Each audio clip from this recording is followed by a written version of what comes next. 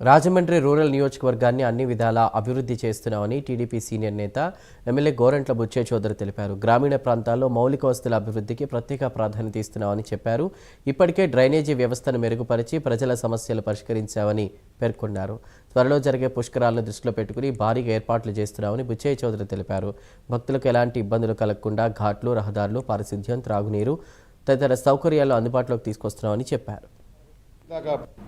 భారీ పెట్టుబడులు వస్తున్నాయి రాష్ట్రానికి. భారీ పెట్టుబడులు 23 లక్షల కోట్ల రూపాయలు అగ్రిమెంట్లు అయినాయి. దాంట్లో ఆల్రెడీ 15 లక్షల కోట్ల రూపాయలు పనులు ప్రారంభమైనాయి. స్టీల్ ప్లాంట్లు కానీ, ఐటీ రంగంలో కానీ, మెకానికల్ రంగంలో కానీ దాదాపుగా 15 లక్షల కోట్ల రూపాయలు పెట్టుబడులు స్టార్ట్ అయినాయి. వేలాది మందికి ఉపాధి లభిస్తుంది. ఇవాళ డిఎస్సి 16,780 మందికి దాకా డిఎస్సి ద్వారా లబ్ధి పొందారు. దాన్ని తప్పుదారి పట్టించిన ప్రయత్నం ఎక్కడో నీటిలో జరిగిన తప్పును తెచ్చి లోకేష్ గారి మీద దొరకడం కోసం వైసీపీ చేస్తున్న వికృత కార్యక్రమాలను ఖండించాల్సిన అవసరం ఉంది.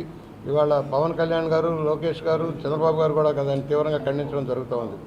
ఏదైతే ఎక్కడో జరిగిన విధానాన్ని తెచ్చి మనకు పొలవటం కోసం, లోకేష్ని బదనాం చేయడం కోసం చేసే కార్యక్రమం, అలాగే కొన్ని కార్యక్రమాల్లో పవన్ కళ్యాణ్ గారిని బదనాం చేసే కార్యక్రమం వాళ్ళు ఒక ఎత్తుగడగా వెళ్తూ ఉన్నారు. కులాల మధ్య చిచ్చు పెట్టడం కోసం, మతాల మధ్య చిచ్చు పెట్టడం కోసం, ప్రాంతాల మధ్య ఒరిజిన్ దాటడం కోసం.